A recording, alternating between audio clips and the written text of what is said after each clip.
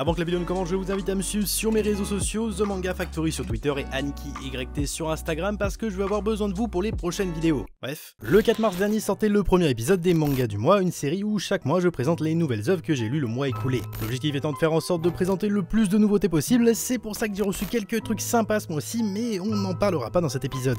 Alors pourquoi, me demanderez-vous? Parce que j'ai reçu ça, et ça aussi. En effet, mes amis de chez Meian m'ont donc envoyé l'intégralité des 30 tomes de The Breaker, si bien que j'ai lu que ça durant le mois de mars. Vous l'avez compris, ce deuxième épisode des mangas du mois sera un peu différent du premier, autant sur le fond que sur la forme, puisque l'on parlera uniquement d'une seule série. Mais c'est pas très grave, puisque ça a été une énorme découverte hasardeuse, et je suis vraiment content de vous en parler. Bref...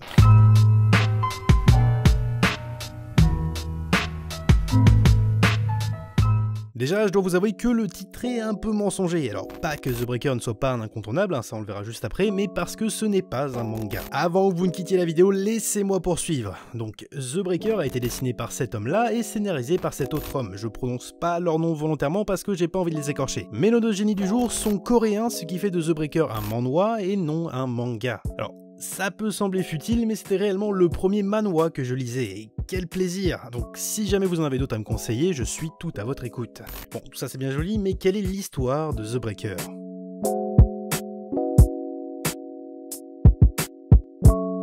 Pour vous faire un petit schéma, vous prenez un personnage principal de la même trempe que Izuku Midoriya de My Hero Academia et un autre personnage principal dans le même style que Onizuka de GTO. Vous mélangez tout ça dans l'univers de Sunken Rock, soit un univers de mafia coréenne, d'arts martiaux et de violence, et vous obtenez The Breaker. Bon, ça c'était pour vous mettre l'eau à la bouche, mais voyons ça plus en détail. Nous faisons la connaissance de Shinwoo, un adolescent victime de harcèlement et de raquettes au sein de son école. Seulement, on n'est pas ici face à de simples insultes ou des bousculades, puisque Shinwoo se fait souvent tabasser violemment sans que personne n'intervienne pour le protéger, si bien qu'il a fini par n'avoir plus aucune confiance en lui et ne cherche même plus à faire face à ses agresseurs. Heureusement, son quotidien va être chamboulé lors de l'arrivée d'un professeur remplaçant nommé Shunwoo. Alors, outre sa pédagogie plus que discutable, son côté pervers / dragueur ou encore son attitude à s'en foutre de tout, ce dernier est un maître des arts martiaux. Lors d'une soirée anodine, Shinwoo va découvrir les talents cachés de son professeur. À partir de cet instant, il va tout faire pour devenir son disciple et dévoiler une force intérieure immense, le poussant à vouloir changer pour protéger ce qu'il aime. Mais vous n'êtes pas au bout de vos surprises. En effet, Shinwoo est certes un maître des arts martiaux, mais ça va bien plus loin que ça. C'est une réelle légende, celui qu'on appelle le Gomu no Ryong. Et désolé pour la prononciation. Suite à diverses péripéties que je vais volontairement pas vous raconter, Shunwoo est poursuivi par une puissante mafia qui veut sa peau. Sans avoir le temps de se rendre compte, Shinwoo va être rapidement mêlé à ce combat et va devoir se battre pour devenir plus fort. Alors certes l'histoire est assez cool, mais pourquoi j'aime autant The Breaker ? Le déroulement de l'histoire est assez intéressant. Au début, on a l'impression de lire une sorte de GTO et c'est pour ça que j'insistais bien sur la ressemblance entre Shunwoo et Onizuka plus tôt. D'ailleurs, on sent clairement une référence directe lors du premier tome quand Shunwoo sauve Shinwoo du suicide en sautant du bâtiment et en atterrissant sur la voiture du proviseur adjoint. Et plus on avance dans les chapitres, moins on a ce côté école et scolaire pour se concentrer sur les arts martiaux et sur la relation maître-disciple entre Shunwoo et Shinwoo.